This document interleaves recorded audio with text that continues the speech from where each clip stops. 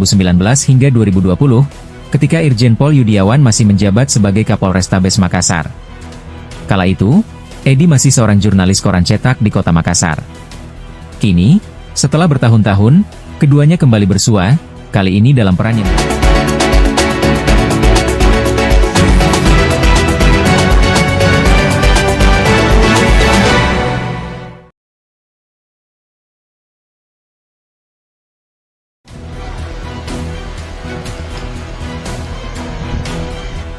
suasana awalnya hening, seperti aliran tenang sebelum menemui jeram. Di Mako Polres Sidrap, Rabu, 19 Februari 2025, para awak media fokus menyimak Kapolda Sulsel, Irjen Pol Yudiawan, yang tengah memimpin konferensi pers pengungkapan dua kasus besar, kartel narkoba dan perdagangan gelap pupuk bersubsidi.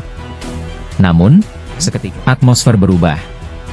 Gelombang tawa pecah ketika Ketua Ikatan Wartawan Online, IWO, Sidrap, Edi Basri, maju ke depan, mengajukan pertanyaan yang tak terduga. Dengan lugas, ia meminta Kapolda Sulsel untuk lebih peka terhadap kerja keras Kapolres Sidrap, AKBP Vandrita Herong, dan jajarannya yang telah membongkar dua kasus besar ini. Narkoba ini saya lihat, ini bukan sesuatu yang mudah diungkap ini, Jenderal. Karena saya lihat sangat rapi dan bukan di Sidrap. Ini perlu juga rekan-rekan tahu bahwa dengan adanya pengungkapan ini di Kabupaten Sidrap tentunya awalnya embrionya di Sidrap, ini menandakan bahwa stigma Sidrap sebagai daerah narkoba itu bukan lagi, kawan-kawan. Ini yang perlu kita tahu bersama. Saya kira Pak Sekda juga kita harus bangga semua. Pak Kapolres kita ini, Bapak Dr. Fandri ini sangat luar biasa, Jenderal. Saya mendukung Ketua PW tadi untuk memberikan reward. Kalau bisa Jenderal, wartawannya juga. Ya, itu satu, Jenderal. Yang kedua, saya pikir pertanyaan saya ini sangat sederhana, Jenderal. Apakah kasus pupuk dalam jumlah besar ini untuk ukuran Sidrap dan narkoba, sabu dan ekstasi ini merupakan tangkapan terbesar untuk wilayah Sulawesi Selatan di 2025. Kalau iya, tolong sekali lagi tegas rewardnya untuk Pak Kapolres saya. Terima kasih. Tak hanya itu, Edi juga mengusulkan agar Kapolres diberikan reward, dan jika memungkinkan, wartawan pun turut diberi penghargaan. Kapolda pun tergelak. Tawanya lepas, diikuti oleh Kapolres Sidrap dan hadirin lainnya. Momen yang awalnya serius berubah cair. Tawa menjadi jeda sejenak di antara pembahasan kasus-kasus berat yang baru saja diungkap. Tak heran jika pertemuan ini terasa hangat. Rupanya, Edi dan Kapolda bukan orang asing satu sama lain.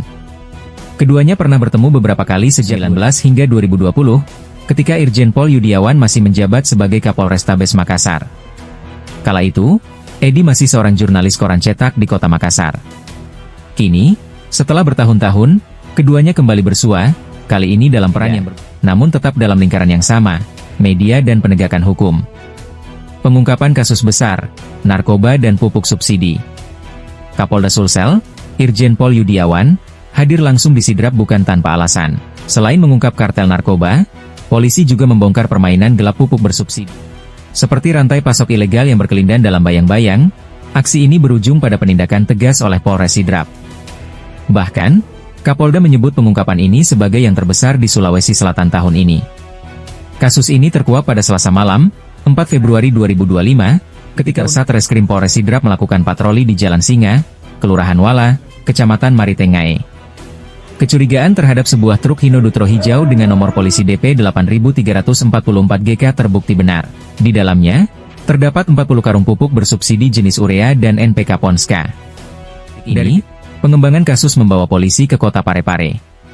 Di sebuah gudang di wilayah Jompie, ditemukan 74 karung pupuk bersubsidi yang siap dikirim ke Kalimantan Utara, tepatnya ke kebun sawit di Sebuku, Kabupaten Nunukan. Yang pertama adalah kita mengamankan satu unit mobil truk bermuatan pupuk bersubsidi, pupuk urea sebanyak 21 karung, kemudian pupuk NPK Ponska sebanyak 19 karung, dan juga ada 74 karung berisi pupuk bersubsidi jenis pupuk urea dan pupuk NPK Ponska. Kemudian untuk yang kita tangkap tersangka, ya, pihak penjual laki-laki HJ inisialnya usianya 52 tahun, atau petani penerima pupuk bersubsidi yang merupakan kepala dusun 2 desa Bola Bolu dan juga anggota kelompok tani Maming Nasai. Kemudian yang kedua adalah laki-laki inisial AS 62 tahun, pekerjaan kebun.